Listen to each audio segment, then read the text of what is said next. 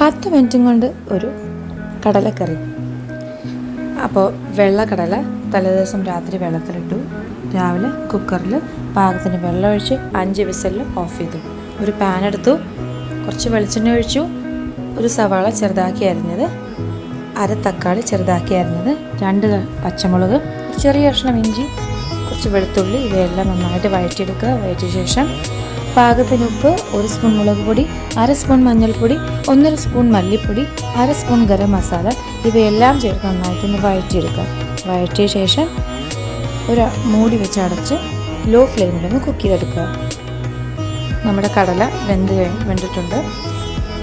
ഇതിൽ നിന്ന് ഒരു കയ്യിൽ കടല ഒരു മിക്സിയുടെ ജാറിലിട്ട് ഈ വഴറ്റി വെച്ച മിക്സിയിൽ നിന്ന് കുറച്ച് മിക്സും ഈ കടലയും കൂടി നന്നായിട്ടൊന്ന് അടിച്ചെടുക്കുക.